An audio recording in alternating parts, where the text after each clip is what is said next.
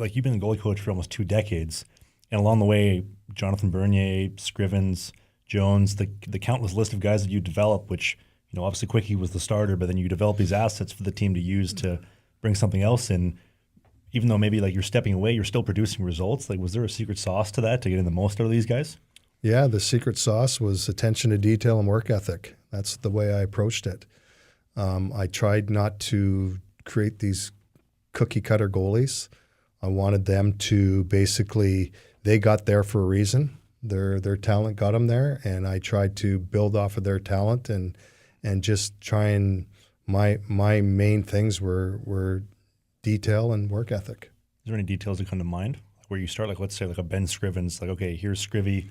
Where do we build out from here? Well, Ben Scrivens was probably the first goalie that I quote unquote tried to rebuild.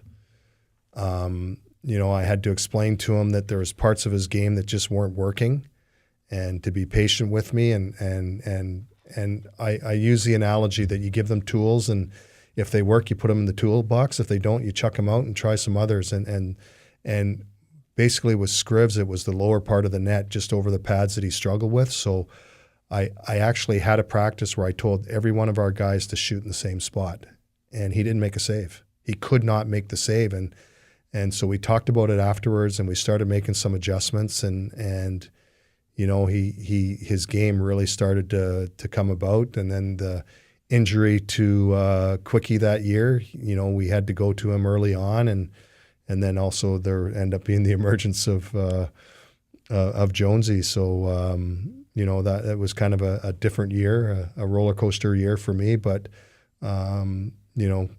two guys end up having really good seasons. Can I ask how you fixed that? Because I remember when he was playing in Toronto, he had the glove position that was kind of like up like this. Yeah. So yeah, exactly. So he had the big wings, and so the first thing I did was I dropped his hands just to almost like a natural baseball position where you're getting ready to receive the baseball. That's how I started with him. That's exactly what we started with, and that naturally brought his feet in closer, which allowed him to have easier edges, so he wasn't getting these hard edges where he was stuck all the time, and just there was more flow to his game. But the hands was the first spot that I started. Yeah, because he was super successful in that period. I remember even because I think I was around. He was leading the league when we traded him to Edmonton. That's good trade bait. Max value. Yeah.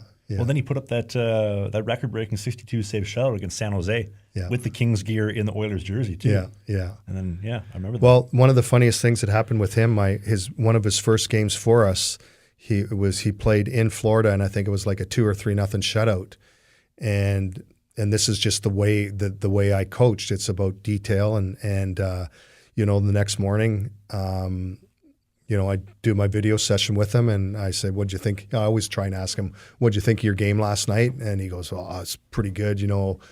Made some saves, shutout." And I said, "Really? Well, we're going to walk through this."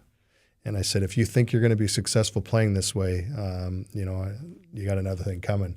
So we walked through the game and stuff, and it was a little bit of an eye opener for him, and that's how I approached. I don't want our guys to be up and down like a roller coaster. I want this consistent goalie. And if you have that detail, and that night, even though he got the shutout, he could have given up 7. There wasn't the detail that he needed in his game to be successful and for a long run. So that's how kind of our relationship started there a little bit with his first win, and that's what I want. I always wanted my goalies to understand what their game looked like when they were playing well. That's where the glove adjustment started?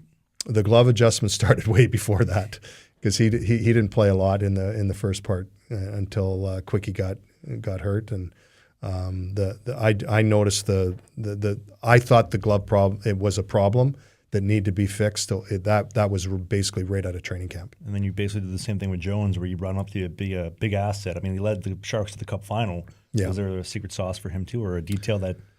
No, Jonesy was a signing out of junior, a free agent signing. Mark Crawford's son, Dylan, played all hockey in Vancouver growing up with him, and he was with the Calgary Hitmen at the time. And I had a little bit of a relationship with Dave Lowry, and Dave was the assistant turning into the head coach. And that summer when we invited him, Dave said, "You're going to like this kid. He didn't get drafted because he just didn't play enough. and he said, I'm going to play him this year. And we had him in training camp. We kept holding on to him. And